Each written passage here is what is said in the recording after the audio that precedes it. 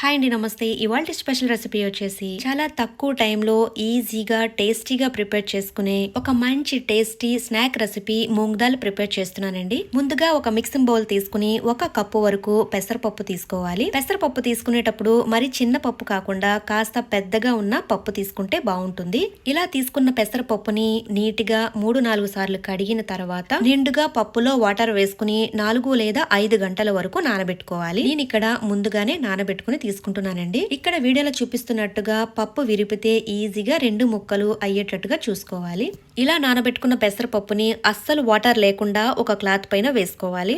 ఎండలో కాకుండా ఫ్యాన్ కింద ఆరబెట్టుకోవాలి. ఇలా పప్పు అంతా వేసుకున్న తర్వాత చేత్తో పలచగా ఆరబెట్టుకోవాలి. ఈ పెసరపప్పుని 1 గంట సేపు ఆరబెడితే సరిపోతుంది. త్వరగా ప్రిపేర్ చేయాలి అనుకునే వాళ్ళు ఒక క్లాత్ తీసుకుని పప్పు తడి లేకుండా తుడుచుకుని తీసుకోవచ్చు. పప్పు 1 గంట ఆరిన తర్వాత చూసారు కదండి, అస్సలు తడి అనేది లేకుండా ఇలా ఆరబెట్టుకుని తీసుకోవాలి. ఇప్పుడు ఈ పప్పుని ఫ్రై చేసుకుందామండి. డీప్ ఫ్రైకి సరిపడినంత ఆయిల్ తీసుకోవాలి. పప్పు ఫ్రై చేసేటప్పుడు డైరెక్ట్ గా ఆయిల్లో వేసేయకుండా ఇలా స్ట్రైనర్ ని తీసుకోవాలి. పప్పు ఫ్రై చేసేటప్పుడు మరి ఎక్కువ పప్పు వేసేసి ఫ్రై చేయకుండా కొద్దిగా వేసుకుంటూ ఫ్రై చేసుకోవాలి. పప్పు మరి ఎక్కువగా వేసేసి ఫ్రై చేసామంటే పచ్చి పచ్చిగా ఉండిపోయి క్రిస్పీగా రాదండి. పప్పు ఫ్రై చేసేటప్పుడు ఆయిల్ వచ్చేసి మీడియం హీట్లో ఉండేటట్టుగా చూసుకోవాలి. ఇలా గరిటతో కలుపుతూ పప్పునైతే ఫ్రై చేసుకోవాలి. చూసారు కదండి, వీడియోలో చూపిస్తున్న విధంగా పప్పునైతే ఫ్రై చేసుకోవాలి.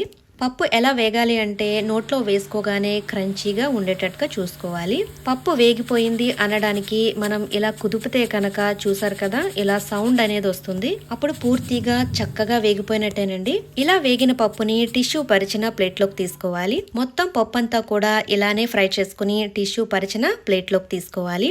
ఇలా టిష్యూ పరిచిన ప్లేట్లోకి తీసుకోవడం వల్ల ఎక్స్ట్రా ఆయిల్ ఏమైనా ఉంటే పీల్ చేసుకుంటుందండి. ఇలా ఫ్రై చేసుకున్న తర్వాత ఇప్పుడు ఇందులో టేస్ట్ కి తగ్గట్టుగా 1/2 టీ స్పూన్ వరకు సాల్ట్ వేసుకుని మిక్స్ చేసుకోవాలి. మీకు ఇంకా స్పైసీగా కావాలి అనుకుంటే కారం, చాట్ మసాలా కూడా వేసుకుని మిక్స్ చేసుకోవచ్చు. పిల్లలు స్పైసీగా కాకుండా సాల్టెడ్ నమ్కిన్ ఇష్టపడతారు కాబట్టి ఈ విధంగా ప్రిపేర్ చేసుకుంటే బాగుంటుంది. ఇలా ప్రిపేర్ చేసుకున్న మూంగ్ దాల్ ని స్టోర్ చేసుకుంటే చాలా రోజుల వరకు నిలవ ఉంటుందండి.